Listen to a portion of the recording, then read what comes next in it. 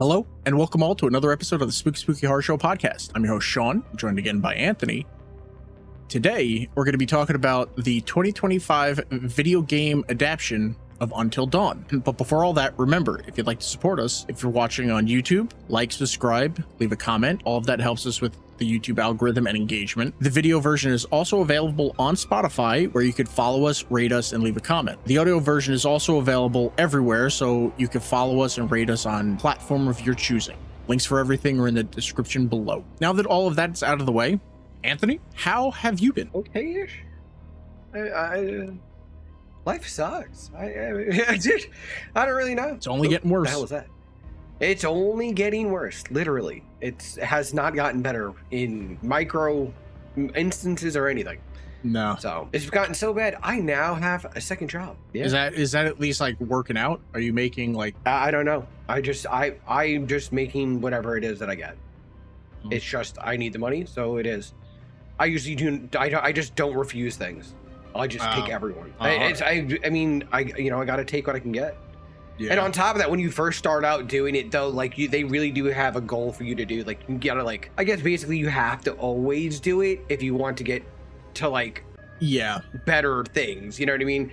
Yeah. Like I do get I think I have like 13 or 14 drops so far, and it's only been like 2-3 days. Oh, okay. So it hasn't, you know what I mean? It's not a lot, but it's not a little. But the more you do, the more your rating is, the more that you're going to be called upon to go, get it. But I just need money. I can't keep killing my body, so I can't do anything after work. Yeah. Like physical. Like that's the one thing she said. She's like, at the minimum, it's not taking your body, like a toll on your body more after working all day. So I would honestly just start looking at other main jobs that aren't that.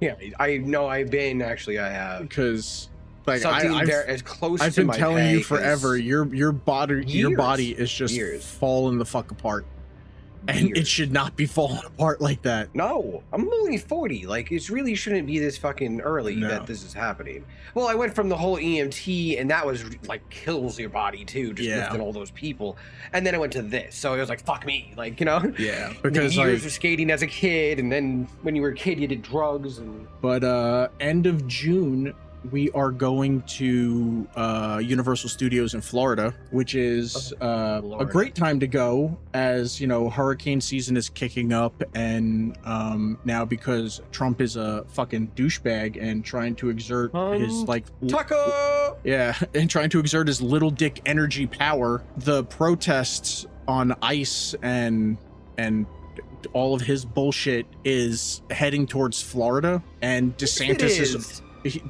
already said that citizens can run over protesters with their cars, and the sheriff in one of the counties was all like, protesters have a thin line. If they step out of line, we'll be informing their families where they can pick up their bodies and stuff. And it's like, this is an awesome time to fucking go to Florida.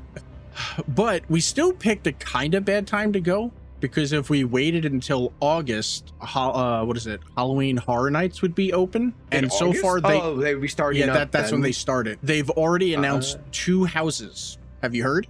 Five Nights at Freddy's. Oh, nice. Five Nights at Freddy's and Fallout. Okay, so that does make sense. So they're gonna have a shit ton of Fallout merch, because the merch is out now and around. Oh, okay. So I'm like, all right, let me make sure that you better bring deep pockets for that. Yeah, I'm gonna be picking up Fallout Halloween Horror Nights merch. I'm gonna get you something because you love Fallout too, and shit, and yeah. I don't do anything. There's nothing by me.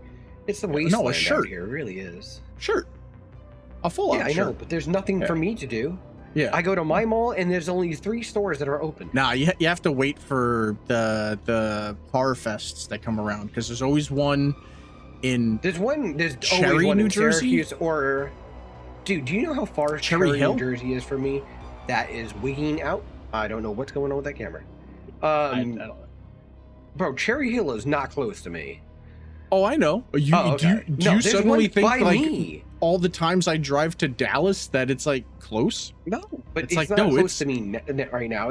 I'd be closer to be the Pennsylvania or the ones like in Syracuse or Ithaca, because those Yeah. like an hour away. Well, I mean, they have them there too.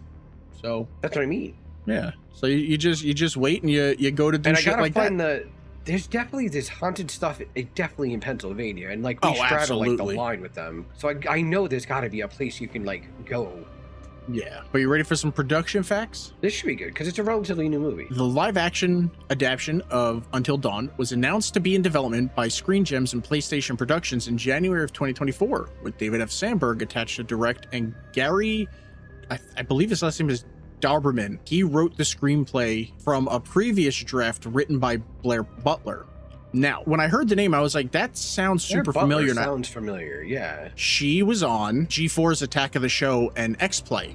But apparently she does, however, have experience in the horror genre. She was one of the writers for the teen slasher horror Hellfest. I saw that. She was a screenwriter for the supernatural horror film Polaroid. She was she was the writer for the vampire horror film The Invitation that came out like recently. And she also wrote for, I think, one episode for Marvel Studios and Hulu's dark fantasy supernatural horror series Hellstrom. When it comes to the writer of like the version that they went with, Gary Dauberman, he's written the Annabelle series, It Chapter 1 and 2, Salem's Lot, the newer one, and developed the awesome but short-lived TV series Swamp Thing. Then you come, that was very short. yeah, but it was really good. Then you get to director David F. Sandberg, who is one of my favorite current directors. He's known for his short horror films on YouTube, especially Lights Out, that got the Hollywood feature film treatment. Since directing his own a feature film adaptation of his short film, he went on to direct the only good Annabelle film in the series, Annabelle Creation. I've never watched one of them. Not one. If you watch them, you'll Dolls probably really aren't a thing. It's a demon in it, but you'll probably feel the same way that I do, that when it comes to all of the Annabelle films, the only good one is Annabelle Creation. Okay. And what number would that be in the thing? I think that was like the second one. They did Annabelle and it sucked ass, and then he did Lights Out, then he came and he did Annabelle Creation, and it was good, and then I think they possibly did another one and it was awful. It's stupid. It was awful. He also directed the highest rated DCEU film, Shazam, after James Gunn entered, the DC building with Suicide Squad, and then Peacemaker, it dropped from second place to third place. But he also did Shazam 2, Fury of the Gods, which wasn't as good as the first film. I personally feel they should have used a better villain, someone like Mr. Mind, Ibak Kull, or really introduced Black Adam there, but The Rock decided he didn't want any part of that. A pretty cool movie. Black Adam was kind of cool. That was a cool movie. The Rock ruined it. He ruined it so bad that they shit-canned everything else and rebooted. But the other unfortunate thing after Shazam 2 was that we learned that Zachary Levi is a utter piece of shit. So I hope David makes more horror. If you aren't subscribed to his YouTube channel, Pony Smasher, you all should be. Pony Smasher? Yeah. Oh my god, that does not sound at all good. It doesn't sound like him, but yeah, that's what it is. It sounds perverse, actually. He still makes short horror films. He does tutorials and he posts BTS from his feature films that he's working on. It's a really cool channel. In June of 2024, Ella Rubin, Michael Camino, Odessa Azion, I know, it's hard to say her name, and Ji Young Yu. Well, she goes by Azion, but her real last name is, I always thought it was Adelon, but I think it's Aldon. Do you know the comedian? You know the comedian actress Pamela Adlon? No. Or Alden? I think she was Louis C.K's like wife on like that Life with Louis or whatever the fuck it was called, his FX show. Now I can't remember. I watched it and I can't remember that, dude. That was forever ago. It's once you hear her talk, you're like, oh fuck, Odessa sounds exactly like her mom. She sounds exactly fucking like her. But yeah, for film she goes by Zion. They signed on in June to star in the film, and then in August, Belmont Camelli and I think it's Maya Mitchell signed on as well. Peter Stormare signed on to reprise his role as Dr. Alan Hill from the video game, which is a really cool grab. I wish they got, I believe his name is Larry Fassbender? These are so I don't know, I'll put it names. in. But it's, if you see his face, you're like, oh, it's that guy. He's a character actor. He does a lot of shit in the horror genre. He writes a lot of horror stuff. Did you see the new, oh God, I think it's on Shudder. It has Barbara Crampton in it, where she's like keep saying these people's names. You gotta know Barbara Crampton. She was the hot blonde from Reanimator. She's a Good God, really? She's a Scream Queen icon. Yeah, she is. Yeah, I know. I now remember who you're seeing. Well, once you said Reanimator, they're just like, I got it. Movie a billion fucking times. Yeah, it's movies constantly was on back when we were kids. She was recently in a horror movie where I think she played like a pastor's wife, but she gets bit by a vampire and she's changing. The pastor was Larry. That guy was one of the writers on the Until Dawn video game and played a character in it as well. So it'd be cool if they grabbed him for this too, but this film ends with something where it's like it could lead to him possibly being in the second one. Most definitely. I like the way it ended. With an estimated budget of $15 million, principal photography began in Budapest on August 5th, 2024. Until Dawn finished its theatrical run, pulling in over $50 million. Anthony, damn. What did you think of David F. Sandberg's Until Dawn? I think 3 weeks ago, maybe 2. When did you put that up? Probably like 3 weeks ago. So about 3, maybe 2.5 weeks ago is when we found it. I think we've seen it 10 times. I'm guessing you like it. I put it on when I got home and she goes, oh, this is the one we like. Yeah. It's like, yeah. Yes, it is. And now I've actually never even played the game ever. You know what I mean? I've always passed it. I was like, oh, I'll play that another, it's like Death Stranding. It's like, oh, I'll play that some other time. And now it's not free anywhere to play it and shit. I'm like, fuck, I should have played it when it was out. What, Death Stranding or Until Dawn? Well, both. I didn't finish Death Stranding and then Game Pass took it down because it felt like Blockbuster when you know how to return a game. And then Death Stranding was free for like the longest time on PlayStation and shit, and then it got taken down like everywhere else. Yeah, because I'll get it soon. I was checking and I think Until Dawn is still $60 on PC. Is it really? I thought I saw it for a little cheaper. It might have been during like a Steam sale. I'm sure if you wait till like the Steam summer sale, there'll be like a drop in price, or they could have like dropped the price when like the movie came out as like a tie-in thing. Yeah, but I did check CD Keys that you're affiliated with. Yeah, and I check there all the time for games. I really like this film. The kills were inventive. They expanded on the lore of the game's universe. The cast was likable, and they actually act. As someone that played the game and loved it, I'm glad the movie is vastly different than the game. So as someone that didn't play it, I see everybody that did has told me, like, guys at work, like they did tell me that it is different, but it keeps within that guideline of Until Dawn. It's like its own story is how they say it. This is a time loop movie. Essentially, the game is more of a creature feature whodunit. So it's like, I know you haven't played the game, and many of the people, like a creature feature, like Clue type thing. Yeah, it's like many of the people watching this or listening to this might not have played it, but the game came out in 2015, so like fuck it, it's Wendigos. Oh no, you can go ahead and it's Wendigos. Like, I won't give like a lot of the stuff away, but essentially all the game comes down to is it's Wendigos. That's it. All the shit you do in the game, it's just Wendigos. That's it. Basically, the story. Legitimately, once I saw that, I was like, oh my god, it's Wendigos.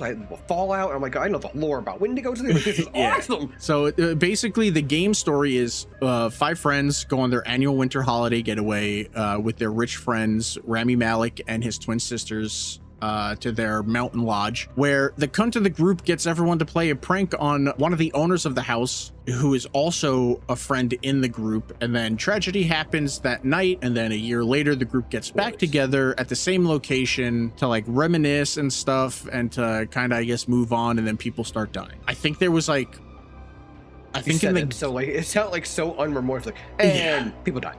Yeah. Shit happened, people died. I think the year prior there was probably like 1 Wendigo left, and then after that, the next year there were 2, it just causing chaos. Oh my God.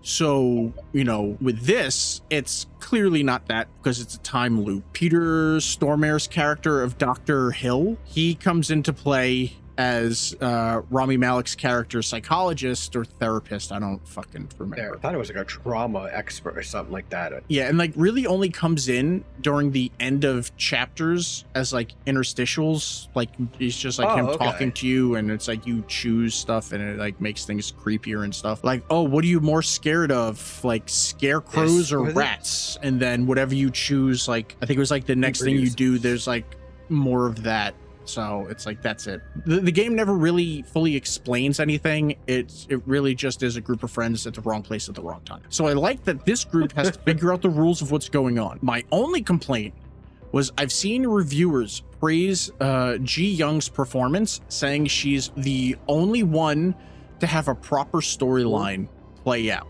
And I thoroughly disagree with that. What do you mean that properly play out? Yeah. That's what reviewers are saying. They're not really praising everyone else. They're only really talking about Ji Young. That's it. Just the Megan character, and like she's the only one that does stuff and blah blah blah. And I'm like, then I don't know I don't know if this is like movie were they watching. I don't know if it's like a propaganda reviews like happening to like prop her up more, but I'm gonna be real. She did her own. She did her shit, thing, and everyone she else was did annoying her, as did fuck, their though. own shit. The issue I mean, I guess a little, yeah, but I mean, they all were annoying in their own way about all the things. The fucking ex-boyfriend thing was annoying. Yeah, but like she did perfectly fine. I think she was did perfectly fine. She was fine. I just found the character annoying. If anything, she got the brunt of everything more. Yeah. Oh God. Just the looks that she would give people after like the loop would restart was fucking great. I was actually surprised how annoyed I was with her, because based on looks alone, I figured Odessa's Nina would be annoying as fuck. Why?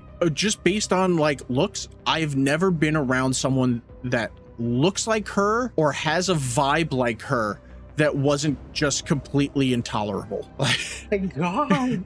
Like when you looked at her, you didn't immediately see like, oh my God, it's gonna be one of those. Yeah, no. The second, I didn't, and I liked her. I was like, all right, she's pretty cool. She stands up for her friends and shit. Yeah, and I love what she did with the new bow. She was like, nah, dude. Nah, you can sacrifice yourself. You can go ahead and do that. How about you go first? But no, I definitely think this is something that people should watch. Like this is definitely a fun movie, whether you've played the game or not. Like, have fun with this movie. And honestly, like, and it's not it gave you the kill scenes, but they weren't.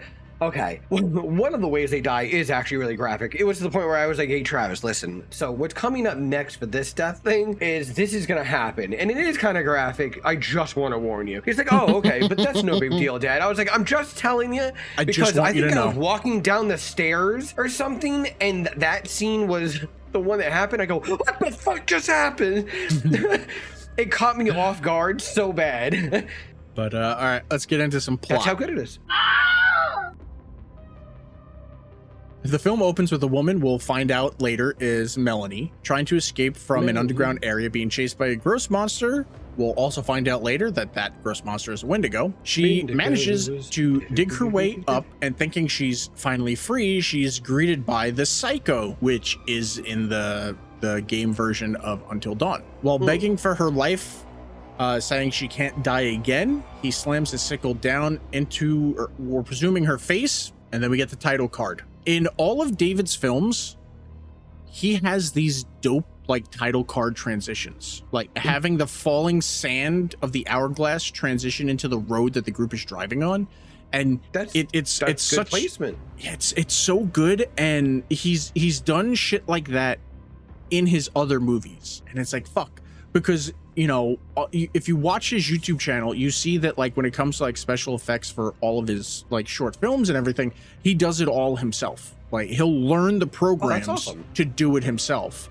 And I think on Lights Out, he did a bunch of special effects like treatment things because it was his first Hollywood film, and he was like, you know, whenever I shoot stuff, like I could just go, and now that I'm on a Hollywood set, it's like I'm spending more time waiting around for shit. So like he was doing a bunch of stuff himself, and he also shows how he made I think it was the end credit scene, like the end credit visuals for Annabelle Creation and everything. So it's like he has an eye for it, like he knows like what he wants, and it's like it looks so good. I was like, fuck. Inside the car, Clover, her ex-boyfriend Max, her friends Nina and Megan, and Nina's boyfriend Abe are attempting to retrace the steps of Melanie. I hate that name, by the way. Who happens to be Clover's missing sister. Which name? Because Clover, I fucking hate that name, Abe. Abe is a terrible name, and I'm hoping Clover is a nickname. Thank you, Clover. I highly doubt it because fucking people name their kids these weird ass names. But the sister's name is Melanie. Makes no name. Yeah, that's a normal fucking name. Yeah, now so Melanie makes sense. But so how do you get Melanie and Clover? Yeah, that's what I mean. It's a fucking terrible name. Who put? That's the name we're gonna volunteer for this fucking script. You could have literally chosen any Steve. It could have been Steve. Like why? Call her Stacy or Bobby. If you're trying to get like some weird like non like kind of gender based name, pick something better than fucking Clove. The group stops at a gas station that was in the background of the last video message that Melanie sent. Henry's or Harry's? I think it was Henry's. I don't remember. It's an H, but I can't remember. Yeah, I'm Hartley's. Hartley's? Totally. Yeah. Off. Okay. Because totally if I remember correctly, the gas station is the last name of one of the characters from the video game. Oh, okay. Apparently, Megan is a psychic, and she says that if they hold hands and form a circle, she can connect with Melanie's energy because this is the last place that she was. As she's hyping everyone up, that she could feel something, an RV blasts its horn, scaring the shit out of them. Clover dips out of this. They have the audacity to tell that guy to slow down. I'm like, he would fucking stop because you were in the way. Nobody was speeding, honey. You were standing still. Like either in a road or in front of a gas pump. Who you're just standing in the middle of the goddamn driveway? I get so stupid. Stop speeding. No, stop being a dick and get out of the way. That's what it is. Clover dips out of this circle jerk and meets the gas station attendant, Hill. She shows him a picture of her sister and asks if he's seen her. He says that he has and mentions that people go missing up the road towards this mining town called Glore Valley. Such a terrible fucking name. It is, and that's where she was heading. Yeah, it's hard to say because I want to say gore, I want to say lore, but it's galore, and it's just every time I see it, I don't like it. The group decides to travel to this town, but heavy rainfall forces them to take shelter at a visitor center. As they get out of the truck, they notice the rain is only affecting the surrounding area. It's like a border around the visitor center. I like that when trying to think of the phenomenon that is called a water wall. Abe is so dumb. He's like, well, that's what the song was about. Wonderwall? Wonderwall? Yeah, is that what he really thought that was about? Yeah. Yeah, he's like, well, that's because I think he thought Wonderwall was Waterwall. Waterwall? Oh god, get rid of this guy. Yeah, he's so fucking dumb. Clover goes to explore the rain wall, so Max stays with her while Abe, Nina, and Megan head inside to look around. Exploring the visitor center, Abe finds a wall filled with posters, and as he's pulling them off, it reveals that there's a shit ton of missing persons posters on there, including Melanie. Megan heads to the bathroom, everything is dusty and there's no running water, and Nina finds a guest book. As the sun begins to set, Clover thinks that she can see her sister out in the rain and just walks out into it, not listening to fucking Max. Just fucking leaves. Like, why? Max is just, why would you do this? And then Max is just standing there with like his dick in his hand, just like calling out to her. Nina ends up signing the guest book in the visitor center, which I don't know why you would do that. As she does that, a hand reaches out for Clover. No, I mean, I guess it would make sense if you're there, you want to sign the guest book. It's kind of like, oh, you know, it's like, you know, they didn't know they were going to fucking get stuck in a time loop, you know? What annoys me is like the series of events is once you put your name in the book, it's like I guess so, but it's like, how did she not see Melanie's signature? Or the fact that it was like what was it? 14? No one less 13.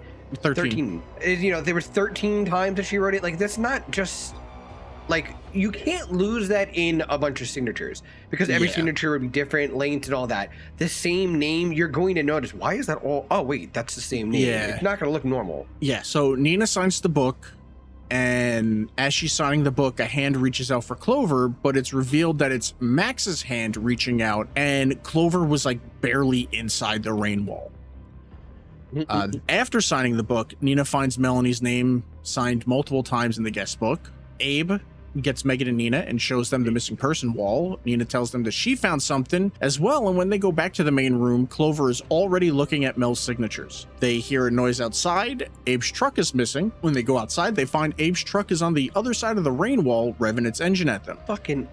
that in itself was like, and then they were like, then he was real quick. He's like, we're just gonna back into the house. I'd be like, who the fuck did my goddamn car like that? But at the same time, like, I'm not gonna go running into the rain towards my car so that whoever stole it fucking runs me over. Like, no, thank you. No, yeah, no, I'm good. You know what I mean? I would be a little bit more pissed off than what he was. I was like, what the fuck? Nina and Abe don't want to take their eyes off of the truck, so the rest of the group decides to check out the basement.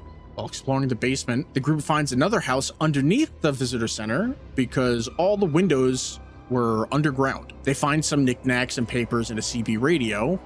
Upstairs, Abe hears a sound and goes to investigate and never comes back. Eventually, Nina goes to find Abe and finds his body torn apart in the missing persons room and his blood all over the wall as she turns on the lights. Turning on the lights also reveals the Until Dawn psycho, which chases her into the living room where he eventually kills her as well. Hearing Nina's screams upstairs, Max goes to check it out stealthily.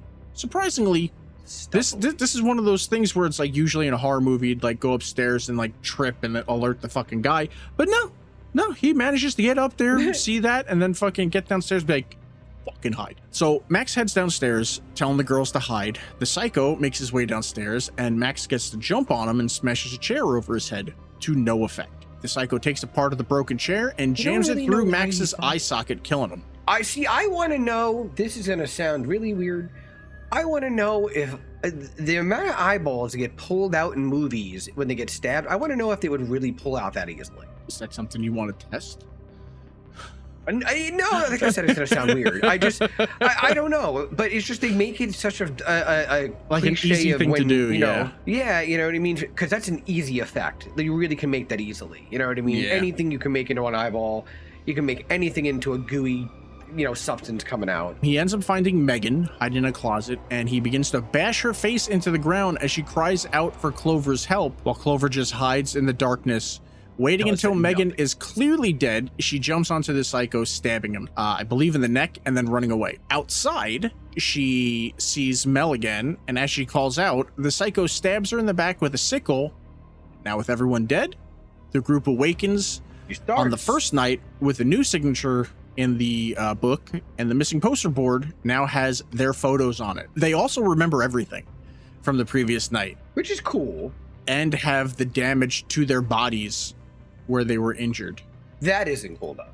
I really like that Megan didn't want to talk to Clover because she remembered Megan like just standing there watching her fucking die. They realize that the night is repeating, indicated by the hourglass in the main room. Suddenly the lights go out, revealing a dilapidated house across from the center. Megan, the group psychic, is possessed and killed by a supernatural force, and Clover is dragged into the other house, out of that building and across and into the other house, where she meets that wasn't there before. Yeah, where she meets an elderly woman who ends up being the Glore Valley, I guess, witch, who possesses her, telling her that she can either survive the night or become part of it. Abe tries to flee with Nina, but they encounter a giant monster outside the center, and after turning back, are murdered by the psycho. Max leaves. He goes into the house.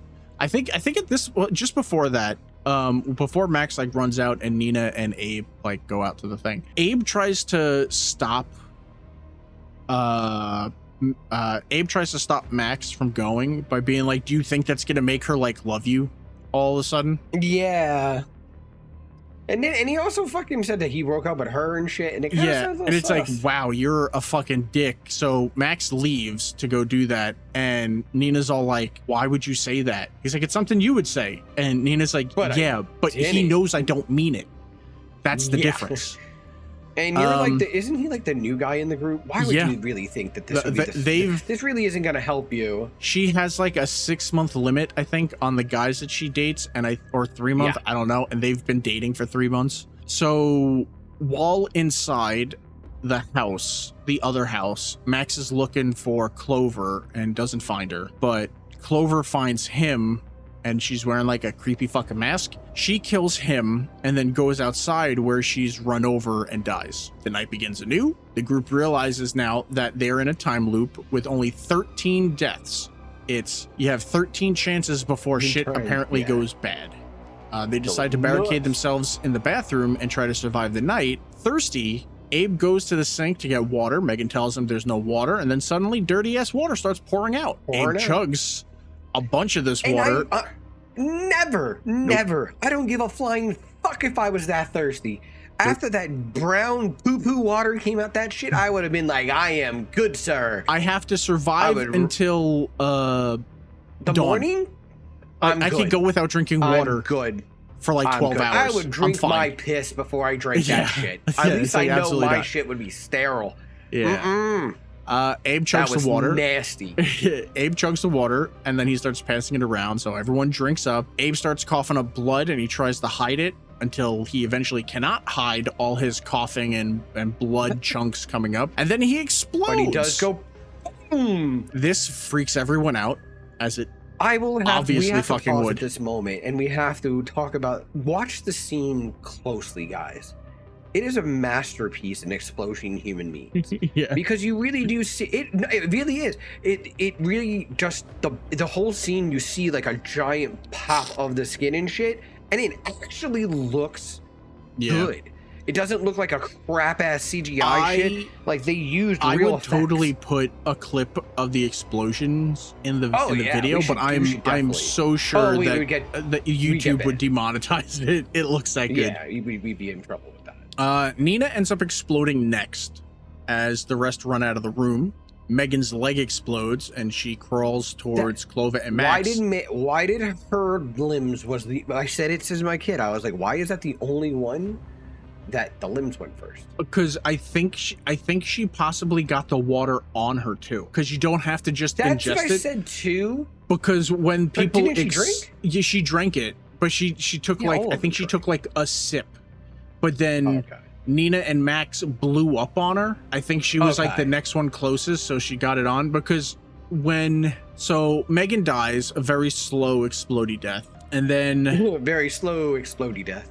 Clover asks Max to kill her so they can start over, but he can't do it, and then he explodes in Clover's face as Clover is out on that shit. Yeah, Clover is she's beginning to die when Hill comes in and reveals his involvement in all of this and urges her to keep moving forward.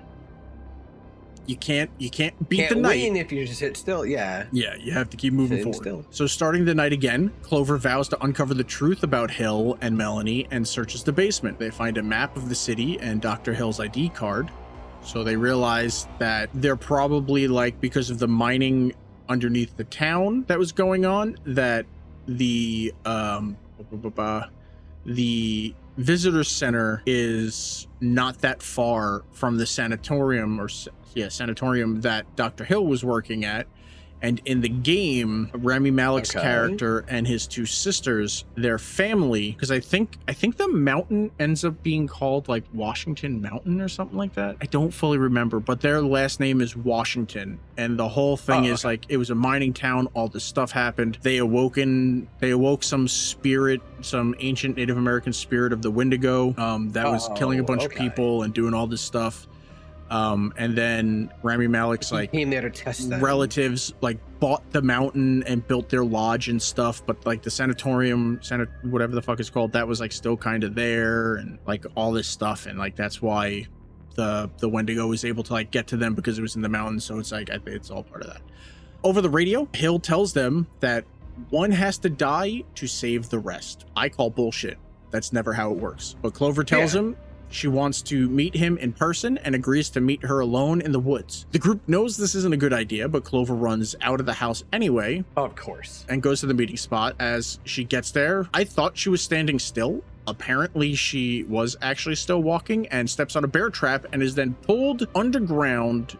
She was pulled to an underground area under a tree. I want to know why she wasn't screaming when pulling from the fucking leg. Yeah. Instead she was screaming like, "Oh, help me!" I'd be like, "Help!" You know what I mean? Like, you know what I mean? Like, and then on top of that, you couldn't open that. Your life depends on that. You couldn't open you that? figure out a way. Yeah, you put your whole body on that shit. An argument arises between Abe and the remaining group because they want to go after Clover, but Abe thinks that since Clover has tried to kill herself a couple of times before, it should be her. And Nina tells him that the only way that they survive this is if they do it together. He's still being a dick, and then she stabs him in the stomach with a pickaxe.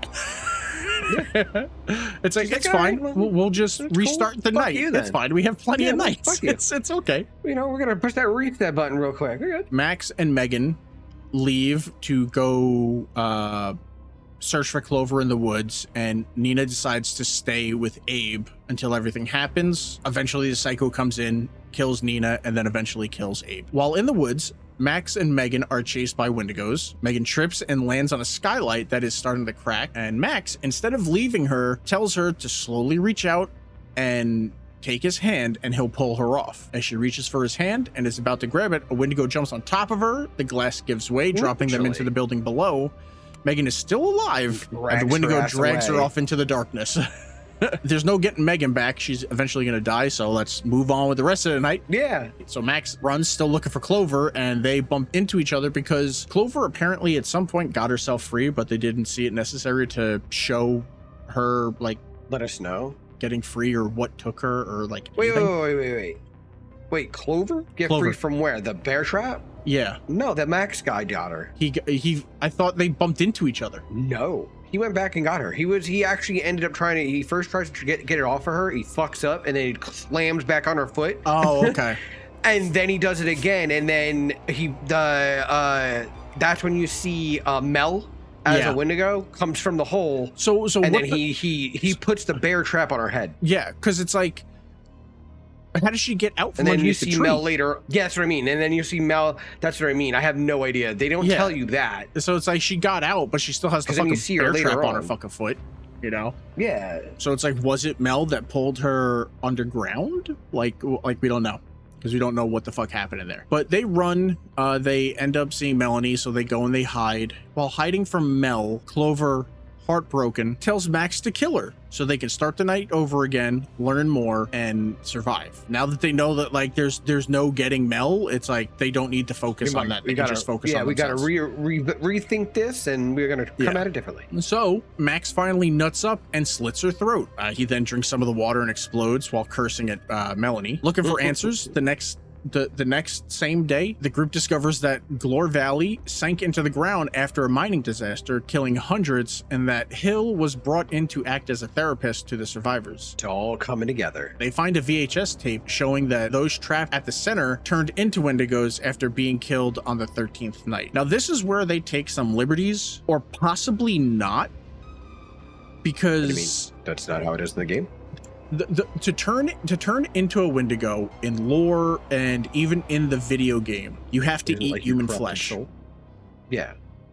Like that's what turns you into it. Now they're saying that, like, on the 13th night you just turn into a Wendigo. Any flesh. Yeah, no one's eating any flesh. But if you look at the dude inside as he's deteriorating, one would say that he's not turning into a Wendigo. He's going crazy from being fucking locked in that room with a dead body and all this stuff. And then he eats the body and then turns into a Wendigo.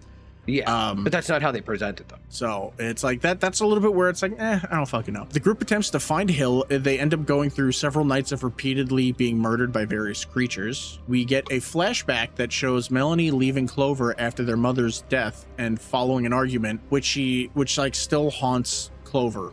I feel like this was supposed to give us insight into everything with Clover, but it kind of, it's like the mother just died, but it's like Melanie's just like, I have to get out of here. I can't be here anymore. I gotta and see. like goes on and her it's like, yeah, goes on her trip.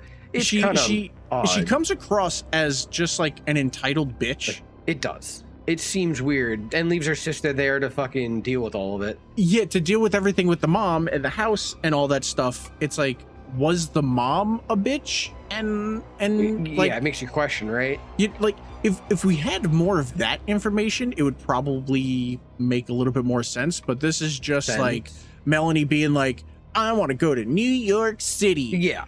And shit. They didn't and really Clover's paint the like, picture for her too mom, well. like, what about mom? And it's like, I don't care. And then all of a sudden it's like, well, you're a bitch. And it's like, well, fine. And then it's over. It's like, yeah, sure, man. I don't know. She wakes up and nobody can remember how they previously died.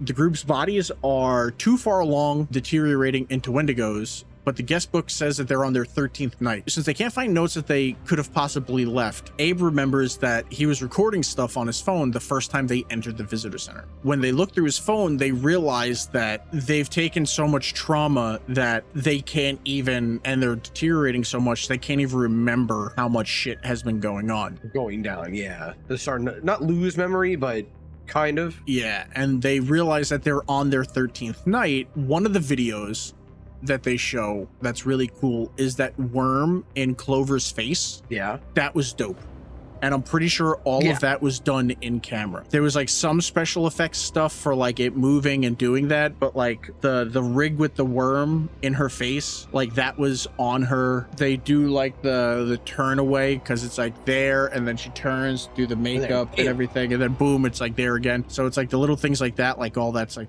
super cool. But they notice that yeah, and I believe that video was on his YouTube channel because he was allowed to post how they did that effect because it was in the trailers. A bunch of the other kills weren't there. Okay, so technically it's like been published already. If you're not subscribed to the Pony Smasher YouTube channel, subscribe to it. It's awesome. The shorts that he has on there could totally be longer movies, and then there's just like all the special effects like tutorials and shit that he has. The video also shows them that Megan, who they apparently at this point didn't fully realize is missing, had survived the night and followed Hill into a set of tunnels. Ready to confront Hill, the group follows Megan's trail, fending off Wendigos. They eventually get ambushed by the Psycho, and they tell Clover to run and find Megan. They'll keep the Psycho busy and meet up with her. Further down, she enters a mine where she runs into Wendigo Melanie. After some tussling and trying to keep away, Clover charges at Melanie, knocking her down, landing them both onto a piece of metal that Clover almost stabbed herself with when she tripped a little bit earlier, pushing herself off of her sister. I don't really understand that. Revealing that she still got stabbed. And I mean, it looks fairly deep, right? I don't know if it's fairly deep because like it was sticking out of Melanie really far, and she was like on top of her, being infected with whatever the fuck's wrong with her. There's a lot of rush. You gotta hope she's up to date on that tetanus shot. Fucking the Wendigo blood all up in your bodies. Yeah, there's that too. Ugh. Clover continues forward, ending up at the sanatorium where she finds Megan trapped in a room with a Wendigo. She tells her to hold tight. She's going to look for a key, and then they'll get out of there. Clover makes it to Hill's office and starts looking for the key, noticing a whole bunch of fucking security cameras and shit all over the place. When Hill enters the room and locks the door behind himself, she gets starting to fucking come together on her. Hill reveals that he's been running experiments, and the creatures they faced are just part of like the manifestations of Clover's depression and fears. I don't understand how is this like mystical powers or something? That's what. Yeah, there's no explanation on how she's doing it from her psyche to everyone else in the room. Like, how are they all in on her fucking problems? This is also part of the shit that happens in the game because it's like I said, he plays he's the same character. He's Rami Malek's like therapist. You only see him at the end of chapters when he's talking to who you find out is Rami Malek and going over stuff. And it's like as it progresses, his office gets more and more deteriorated. So it's like, oh, did he ever exist? Is this actually him? You know, yeah, like it's like we don't know because the game never really like explains anything. But yeah, she sees all the cameras Hill placed everywhere, and while Dr. Hill is monologuing, he places his coffee cup down on the desk, and while not looking, Clover moves it under some dripping water and then pushes it back over. Hill drinks it, thinking he's all smug and he's gonna kill them anyway, and he explodes. She retrieves the keys, frees Megan, and they head out of there. The others manage to kill the psycho and then flee through the tunnels pursued by Wendigos. They end up escaping. This was also a really amazing kill, by the way. Oh yeah. They escape through the tunnels just as the hourglass runs out and the sun rises. Yeah, because they're free, and then Megan and Clover pull themselves out of the ground, which I love. A ground by the fact grave, that it's, right? It's a grave. Yeah, it's a single grave with a cross in it. That's like right outside the front of the fucking house. It's like it's like the exit of a horror fucking house and shit like that. Like it was a whole entire thing was all just a ride. The sun rises, and now free from the time loop, the group gets into the truck and drives away from the center. Meanwhile, the surveillance system in Hill's office changes to a snowy cabin where a car pulls up and Hill's whistling can be heard. And that is the end of Until Dawn. Anthony, what are your final thoughts? I hope that the end of that means that there'll be a second one, and possibly a second. Isn't there a second game? Another second game? No, yes. Hopefully, no. Hopefully, Supermassive makes like they didn't make one. Supermassive made Until Dawn. They then made a sequel to it, which I'll explain a little bit later in my final thoughts. Then they made the Dark Picture anthology. Those games. Didn't you do those? I think I did one of them on stream. Then they did The Quarry, which that I definitely did on stream because I think playing that, Desi was like, fuck, I want to buy that game, and then she bought the game. And every so often I think I still see her jump on it. And then they did a game called The Casting of Frank something, I think. The Casting of Frank Stone, something like that, I think. I don't know. And I think they have another game coming out that is supposed to be like a space horror game. I want to see if I can pull it up. But while I'm looking that up, what are your final thoughts? This fucking movie was it was good. When I saw the cover attractions, I liked it. But when watching it, it was like we watched a lot of shitbox fucking movies, but this one actually had really good. Like the acting was good. It painted the picture well. And it didn't have to, I think this was like an hour or something. It didn't have to go like 2.5 hours into it for you to get into the story of it, and you can kind of catch on. The dude that plays the doctor, that dude is menacing as fuck. I love when he's in things. Yeah. Like he always has a scary fucking like person. Wasn't he Lucifer in Constantine? I think so, yeah. Peter Stormare's been in like so much shit. So much shit.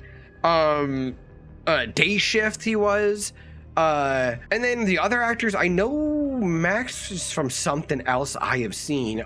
Me and the wife watch Ghost, the UK and the American version, and the girl that's Nina? Yeah, Odessa.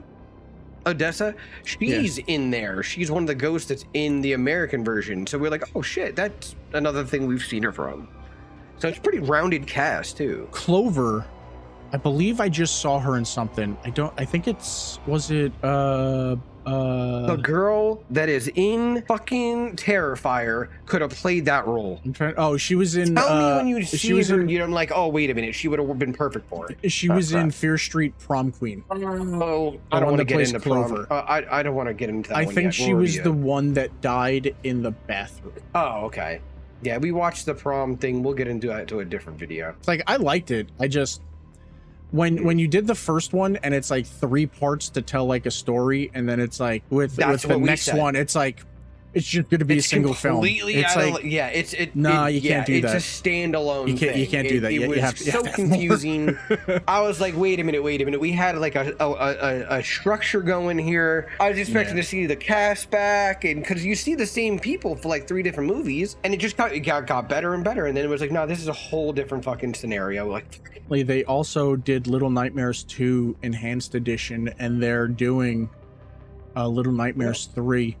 But the next game that they're making and publishing says that it's coming out October 2nd, 2025. It's called Directive 8020. 8020 Directive 8020 is an interactive drama and survival horror game presented from a third-person perspective. Players control switches between the protagonist, the crew of a colony ship called the Cassiopeia, which crash lands on a planet that is 12 light years from Earth. Surviving crew members are scattered, blah, blah, blah. Yeah, so they're making another interactive game, but I think they're just calling it Supermassive's Directive 8020. I don't think it's part of. No, it says series the Dark Picture Anthology, so it might be part of it, but not really. Part of that. Oh.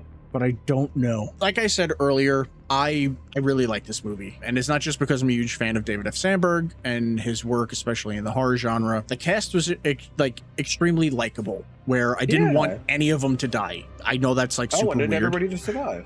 Yeah, it's super weird in a horror movie, but you want the deaths, which with this you get the deaths, but they also get to survive. So you can see them in all those situations, and it's like awesome. They're good though. So it's like, you know, in regards to like people dying, and with this movie, when playing the game, I was happy when I fucked up and got certain people killed, because there were people in that game. There are people in that game that are just fucking awful. You're like, I don't fucking like you. I don't want to have to cut back and have to play as you, or have you be like the sidekick. I don't want you anywhere here. But playing the game, completely up to your decision-making skills and how you play the game. I haven't played the PC version of it. I do know that I think originally it had the PlayStation Move control fucking things, because there's portions where you have to be still.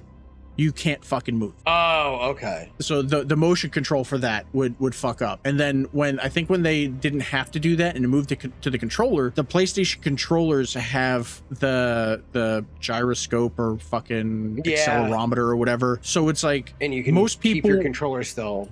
Most people would put the controller down, but that would still fuck up the motion of the controller, and they would die. Had to be on. So I don't know if they're doing that with PC, because you can hook up a PlayStation controller to a PC, but I don't think it has all the same things. No, I when I had mine, it didn't. You could finish the game with everyone surviving, or everyone dying, or just get some of the survivors, or just get one of the survivors. So with the movie, you get the Wendigo, same as the game, but different character. Yeah. You get the Psycho, same look, different person, and then everything else is new. I think the witch kind of reminds me of the gypsy fortune teller from the other Supermassive game I mentioned before, The Quarry. She reminds me a lot of her, but I don't think this is like those things take place in the same thing or anything like that. To the people complaining it's not exactly like the game, why would you want it to be like the game?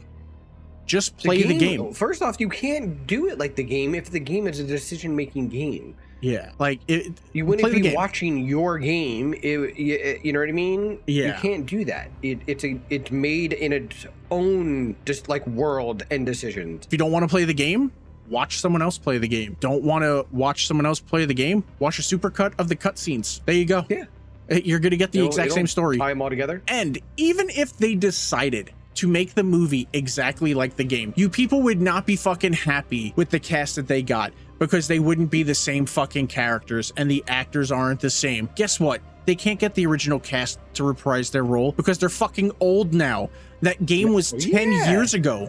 They're like in their late 30s, early 40s, and they're supposed to be playing fucking teenagers. Like, that's not happening anymore. This movie does not take away from the game or diminish it in any way. If anything, Until Dawn, Rush of Blood did that. That was the sequel you were asking about, Anthony. Until Dawn, Rush of Blood. It was a PlayStation VR game, and it was fucking terrible. It was an on-the-rails shooter. You basically go to a carnival, and you're like sitting in a carnival ride, and then as you go around the carnival ride in VR, you have to like shoot the psychos as it's like fucking running towards you. It's so fucking stupid. It was so fucking bad. Instead of making an actual sequel to the game, I'm pretty sure PlayStation was like, we need you to make a VR game. And that's what they made. And it was fucking terrible. So if anything, this movie adds to the mythos of the universe, and I'm fine with that. Also, I don't fully understand reading reviews and shit for this. Like I told you, people were like praising the Megan character, like the Megan actor, for like how great she was and how much better she was than everyone else. And it's like, that just seems like fucking someone better. I think they all were good. Someone's publicist is working fucking overtime to get like reviews written and shit. But another thing was, I don't think people fully understand that the time loop was locked to the area, not the whole town. That's why no, it was. Hill that isn't was in the town. Well, it wasn't the whole town. Underground. Yeah, but they didn't go through the whole town. Was a that whole town. Well, no, they didn't go through the whole town. We didn't see it because Hill isn't trapped in the time loop, right? And he's always there. He leaves, comes back, he does all this shit. Yeah. That is true. He tells Clover standing still isn't going to solve this. She has to keep moving. Like, she has to keep moving forward. And that because they also complained that, you know, because Megan survived, there shouldn't be a 13th night. The time loop shouldn't be happening because someone survived, except it's a fucking time loop. If anything, she got out of the time loop. Everyone else is still there. So the 13th night would happen, and there's no guarantee that it ends after the 13th night, because like, yes, some of them were turning into Wendigos, but what's her face, Clover, Max and Clove wasn't. I think Max had like sharp nails, but like Clover was fine. Like she was just fine. Show it to us. So like, no. And then Hill telling them like, well, one has to die for like everyone to survive. Well, if everyone died and one person lived, then why didn't he let Megan go?